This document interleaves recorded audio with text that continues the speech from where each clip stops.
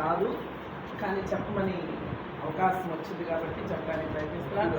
మొదటి కొరింథీయుల రాసిన పత్రిక 1వ అధ్యాయంలో నుండి 27వ వచనాన్ని చదువుకుందాం. 27వ వచనం.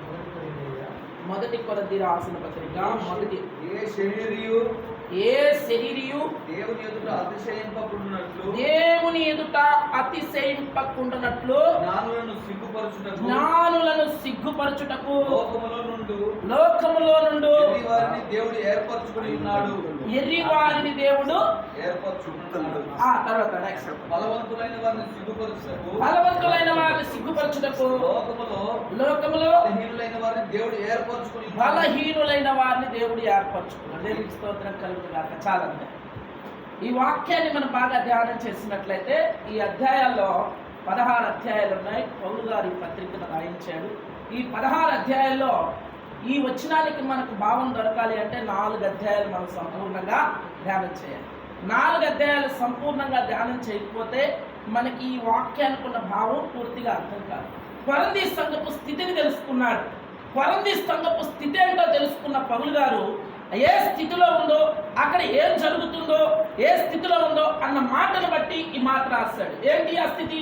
కొరింథీ యొక్క సంఘపు స్థితి ఏంటంటే, కొంతమంది మేము పౌలు వారము, కొంతమంది మేము అపోల వారము, కొంతమంది మేము పేతురు వారము అని కలహము రేగుతుంది. కలహాలు పుడుచున్నాయి. వారికే సంఘములో కలహాలు పుడుచున్నాయి. వారిలో భేదాభిప్రాయాలు కలిగాయి. భేదాభిప్రాయాలు కలిగినప్పుడు అప్పుడు రాపించిన మాటని మాట్లాడుచున్నాడు. ఎందుకో తెలుసా? అదే సంఘంలో గ్రీకులు ఉన్నారు, యూదులు ఉన్నారు, అనేక మంది ఉన్నారు. వారు ఏం చేస్తున్నారు అంటే, కొంతమంది సూచక్రియలను ఎదుగుతున్నారు, కొంతమంది జ్ఞానములో ఎదుగుతున్నారు. అందుకే ఇక్కడ పౌలు గారు అంటున్నాడు, మనకి కలహం ఎందుకో? పౌలు ఏమన్నా సిలువ వేయబడ్డా? పౌలు ఏమన్నా బాప్తిసం ఇచ్చాడా? పౌలు నామం పేరిట ఏమన్నా మీరు బాప్తిసం పొందుకున్నారా? లేదు కదా.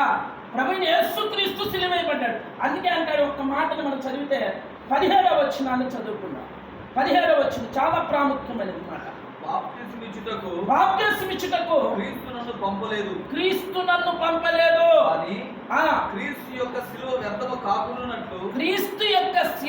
వ్యర్థము కాకుండానట్లు వాక్చాతుర్యము లేకుండా సువార్త ప్రకటించుటకే ఆయన నన్ను పంపెను. సంఘంతో మాట్లాడుతూ సంఘంలో ఉన్న కలహాన్ని కనుక్కొని పోయా ఇంటి వారి దగ్గర వాళ్ళ ఇంటి ద్వారా తెలుసుకున్నాడని రాయబడి వారింటి ద్వారా ఆ సంఘంలో ఉన్న కలహాన్ని కనుక్కుంటూ వారికి నేనేమన్నా బాప్తిసం, నా పేరిట ఏమన్నా బాప్తిసం పొందుకున్నారా, నేనేమన్నా సిలువ వేయబడ్డానా అని చెప్పుకుంటే ఎలా చెప్పుకున్నాడు అని రాయబడితే 3 అధ్యాయాలకు వెళ్ళాలి. మీరు పసిబిడ్డల వల్లే చెప్తున్నాను అంటాడు. మీరు పసిబిడ్డలు అనుకొని చెప్తున్నాను అంటున్నాడు. అలా చెబుతూ ఇక్కడ ఏం రాశాడంటే, ప్రాముఖ్యమైన దాన్ని బయటికి తీస్తాడు. ఏంటి ప్రాముఖ్యం? సిలువ. మన నిమిత్తం పరలోకము నుండి భూలోకానికి వచ్చి మన నిమిత్తం తన సిలువ వేయబడిన ఆ సిలువ వ్యర్థము కాకుండా నిమిత్తం ఏంటంట?